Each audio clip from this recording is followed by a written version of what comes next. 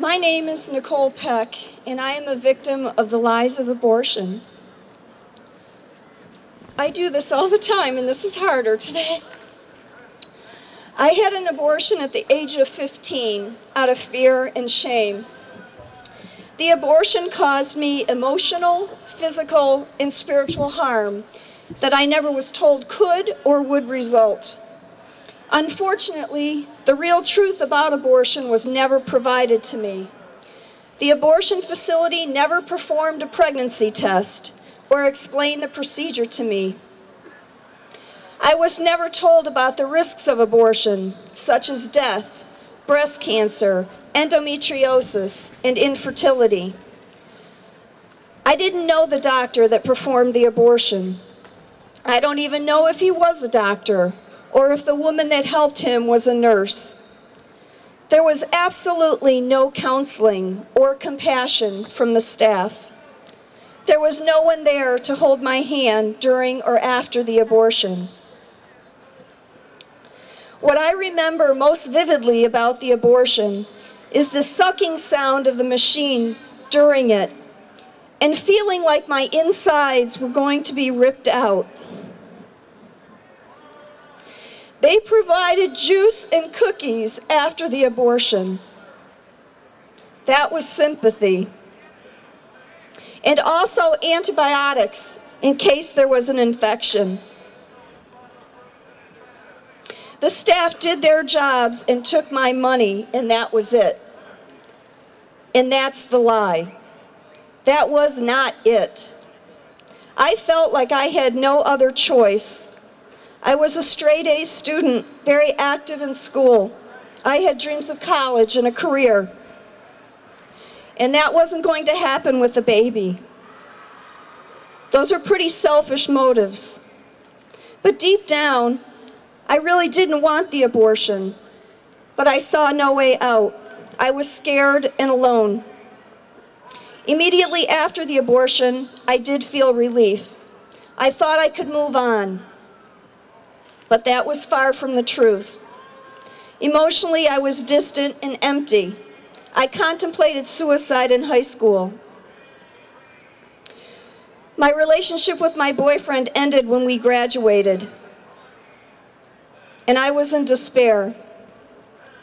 On the outside, everything looked good, but I had a huge hole in my heart that could not be healed. We never told my parents, and there were no parental consent laws. I really didn't have much of a relationship with God at that time. I really didn't like going to church with my mom. I never once asked God what He wanted me to do. I was in denial for many, many years, but I faced the reality of what I had done and sought healing from God in a Life in the Spirit seminar. Abortion was supposed to help me, but it didn't. It created many years of anguish, lies, and heartache that I refused to face, and I could not forgive myself. I was never able to conceive a child again. I am 45 years old now, and that abortion was 30 years ago in November or October of last year. That's the truth. Infertility is a result of abortion. Abortion scars women. But we have the good news of Jesus Christ.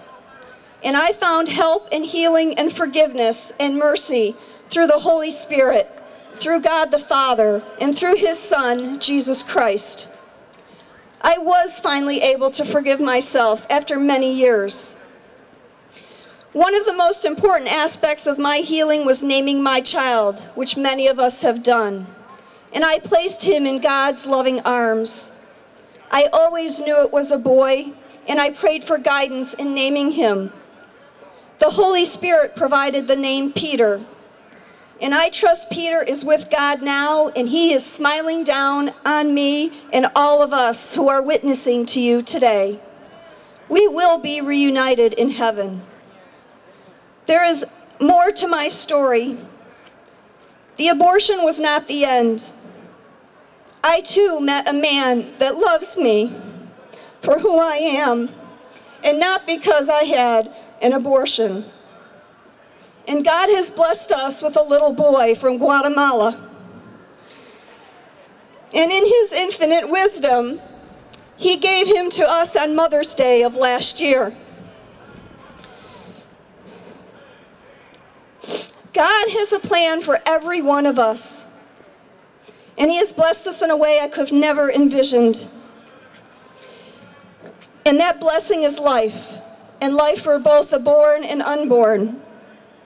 I never want another woman or man to bear the scars, devastation, and pain of abortion as I have. And that is why I continue to speak out, and I will not be silent any longer. Thank you.